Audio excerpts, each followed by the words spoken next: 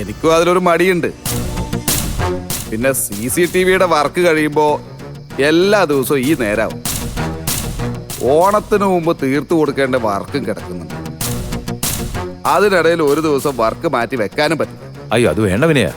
പറഞ്ഞ സമയത്തിനുള്ളിൽ നമ്മുടെ വർക്ക് തീർത്തു കൊടുത്തില്ലെങ്കിലേ നമ്മുടെ പേര് പോവും. അതുകൊണ്ട് അത് മാറ്റി വെച്ചിട്ടുള്ള ഒരു പരിപാടിയും വേണ്ട. പിന്നെ പോവാൻ പറ്റുന്നത് തിരുവോണത്തിനാ.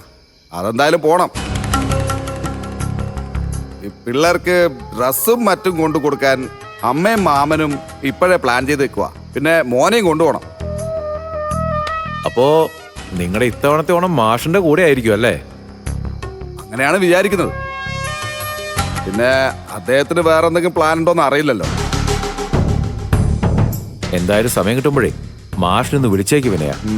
അദ്ദേഹം ഒരു പ്രതീക്ഷ തന്ന സ്ഥിതിക്ക് വിനയന്റെ എല്ലാ പ്രശ്നങ്ങൾക്കും ഒരു പരിഹാരം കാണുമെന്നാണ് എന്റെ വിശ്വാസം. വിളിക്കണം. 2 ദിവസം കൂടി വെയിറ്റ് ചെയ്ത് നോക്കാം. അതിനിടയിൽ ചിലപ്പം അദ്ദേഹം ഇങ്ങോട്ടേക്ക് വിളിച്ചാലോ? ധനേട്ടൻ പറഞ്ഞതുപോലെ എൻ്റെ ഉള്ളിലും ആ ഒരു പ്രതീക്ഷ കിടപ്പുണ്ട്. ഞാൻ ഒരിക്കൽ കൂടി വിളിക്കാതെ അച്ഛനായിട്ട് ഇങ്ങോട്ട് വിളിച്ച് സഹായം വാഗ്ദാനം ചെയ്താൽ അതല്ലേ നല്ലത്? അതുപോലെ തന്നെ സംഭവിക്കട്ടെ വിനയ. ഞാനും അതിനു വേണ്ടി ആത്മാർത്ഥമായിട്ട് പ്രാർത്ഥിക്കുന്നുണ്ട്.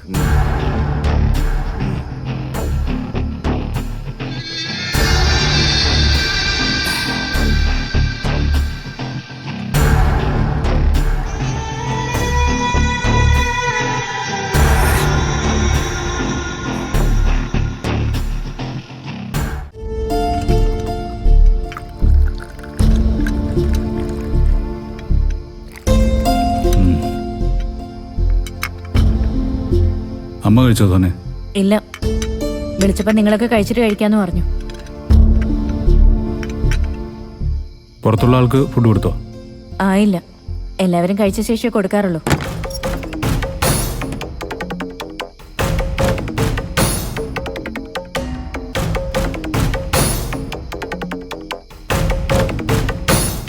ഇന്ന് നിനക്ക് നേരത്തെ കൊടുക്കണമെന്നുണ്ടെങ്കിൽ കൊടുത്തോടാ.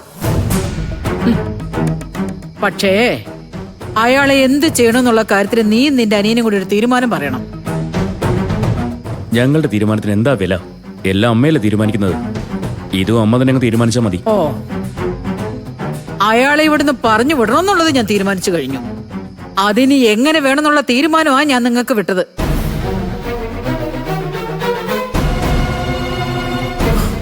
നിങ്ങൾക്ക് അയാളെ കാര്യങ്ങൾ പറഞ്ഞു മനസ്സിലാക്കി സമാധാനത്തോടെ ഇവിടുന്ന് പറഞ്ഞു വിടാൻ പറ്റുമെങ്കിൽ അങ്ങനെ ചെയ്യാം. ഇനി അതല്ല, അത് ഞാൻ തന്നെ ചെയ്താൽ മതിയെന്നാണെങ്കിൽ എന്റെ രീതി സമാധാനത്തിലായിരിക്കില്ല. അത് നിങ്ങൾക്കറിയാലോ. ഒരു മയോ ഞാൻ അയാളോട് കാണിക്കില്ല. അയാളെ എന്നേക്കുമായിട്ട് ഇവിടുന്ന് ഒഴിവാക്കാൻ എന്തൊക്കെ ചെയ്യാമോ അതൊക്കെ ഞാൻ ചെയ്തിരിക്കും. പിന്നെ അവസാനം അമ്മ കൈവിട്ട കളി കളിച്ചെന്ന് മക്കൾ വന്ന് കംപ്ലൈന്റ് പറഞ്ഞേക്കരുത്. കേട്ടല്ലോ? പറഞ്ഞേക്കാം.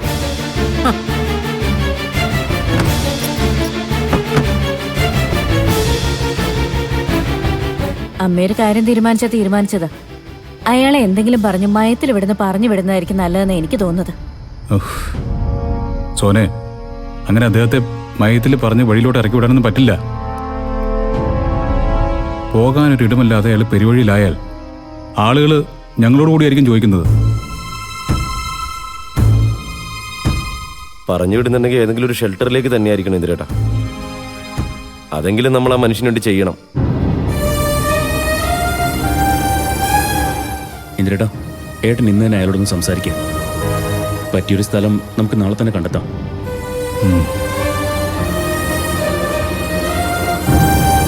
ഞാൻ സംസാരിക്കാം. ഒരിടം ശരിയാവുന്നവരെ അമ്മ അയാളിവിടെ നിർത്തുമായിരിക്കും അല്ലേ? അത് വേണമെങ്കിൽ ഞാൻ അമ്മയോട് പറഞ്ഞു നോക്കാം. അയാൾ പോകുന്നുള്ള ഉറപ്പ് കിട്ടിയ അമ്മ അതിനാവശ്യമായ സമയം കൊടുക്കുന്ന എന്റെ പ്രതീക്ഷ.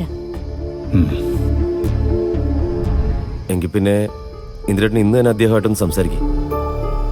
അതിലൊരു തീരുമാനമായ അത്രയും സമാധാനമായല്ലോ. അതെ,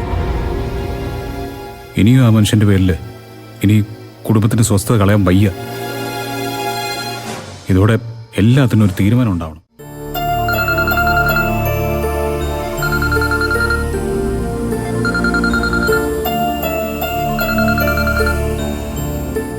ഹലോ ഇന്ദ്രേട്ടാ, ഞാനേ കിടക്കാൻ നേരത്തെ അങ്ങോട്ട് വിളിക്കാന്ന് വിചാരിച്ചു.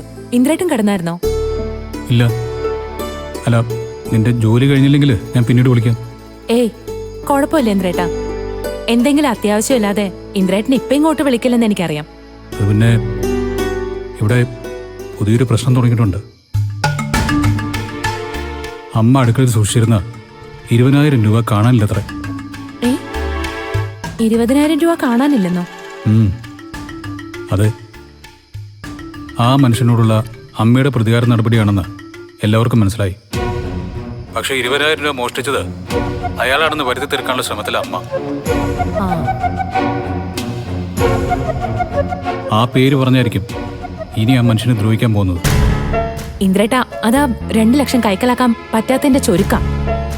അതിനുവേണ്ടി അമ്മ കിച്ചൺ മുഴുവൻ അരിച്ചു പെറുക്കി കാണും. അതെങ്ങനെ? ആ പണം അദ്ദേഹം കിച്ചണിൽ സൂക്ഷിച്ചിട്ടുണ്ടെന്ന് അമ്മയ്ക്ക് എങ്ങനെ അറിയാം? അത് ഞാൻ പറഞ്ഞായിരുന്നു ഇന്ദ്രേട്ടാ.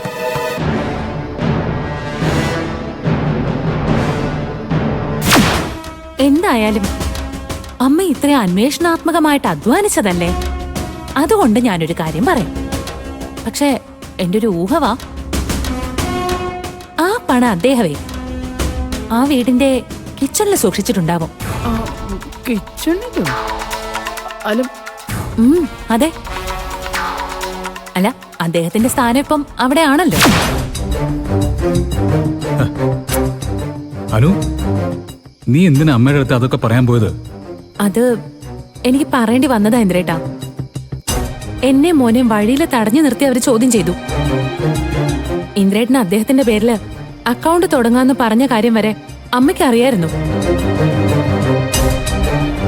അപ്പൊ പിന്നെ ഇന്ദ്രേട്ടൻ അത് ചെയ്തിട്ടില്ലെന്ന് ബോധ്യപ്പെടുത്തുന്ന ഉത്തരവാദിത്തം എനിക്കില്ലേ?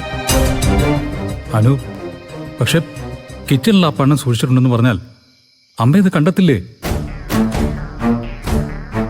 എനിക്ക് തോന്നുന്നത് അമ്മയ്ക്കത് കിട്ടിക്കാണുമെന്ന്. ആ മനുഷ്യന്റെ കയ്യില് ആകെ ഉണ്ടായിരുന്ന സമ്പാദ്യം അത്. ഇപ്പോ 20,000 രൂപ മോഷ്ടിച്ച കള്ളനുമായി. ഇന്ദ്രേട്ടാ, അങ്ങനെയൊന്നും ഇല്ല. ആ 2 ലക്ഷം രൂപ അമ്മയ്ക്ക് കിട്ടിയിരുന്നെങ്കിലേ ഇങ്ങനെ ഒരു ഡ്രാമ അവർ നടത്തില്ലല്ലോ. അരിക്കലത്തില് കൈയിട്ട് നോക്കാനുള്ള ബുദ്ധിയൊന്നും അമ്മയ്ക്ക് പോയി കാണത്തില്ല. പിന്നെ അങ്ങനൊരു സമ്പാദ്യശീലമൊന്നും അമ്മയ്ക്കില്ലല്ലോ. എന്തായാലും ആ പണം അമ്മയുടെ കയ്യിൽ തന്നെ വന്ന് ചേരുവല്ലോ.